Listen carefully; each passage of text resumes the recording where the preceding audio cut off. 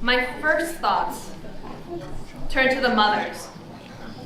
The mothers who risk their lives to save their children, who, carrying great pain, found the strength to rebuild their families. One mother in particular stands out, Rosa Akopova. For many years leading up to the Baku pogroms, she directed an elementary school in Baku, serving Armenian families, teaching children Armenian language and culture.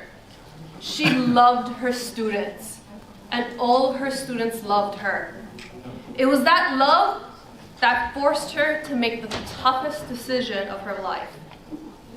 With open anti-Armenian incitement leading to acts of ethnic violence across Azerbaijan, she decided to close down her school. Not because she feared for her own life, but because she feared that any gathering of Armenians, even school-aged kids, would be a target for vandalism, attacks, or worse. As much as she would miss them, she knew she would be safe. She knew they would be safer at home. But home wasn't safe, not for her and not for her students. In January of 1990, police officers broke into her home. They dragged Rosa's daughter, her only child, into the street, where they raped her as her mother was forced to watch, stopping only to drive a fatal dagger into her daughter's heart. There are far too many stories like Rosa's. The story of a mother now in Michigan, for instance, who jumped from roof to seek refuge in the American embassy.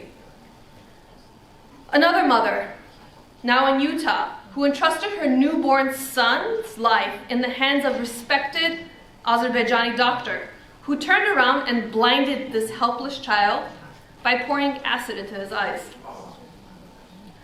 But Rosa's story still holds a special place in my heart.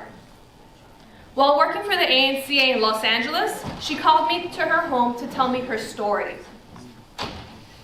Not for pity, though she deserves all of our sympathy. No. She shared her story so that others would not share her fate. Artsakh, she said, must be safe. And to be safe, it must be free. Free from foreign rule, free from aggression, free from landmines, free to live in peace.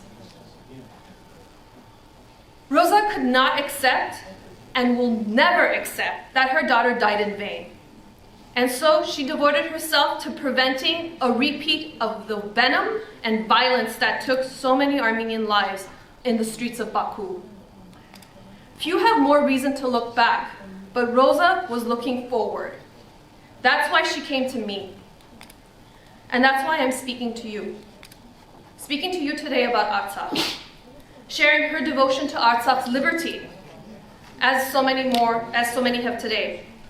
Supporting full funding for demining in Artsakh, and introducing you to a true angel of Artsakh, a refugee, a survivor, and a leader. Your keynote speaker, Anna Astvatsaturian Turcotte.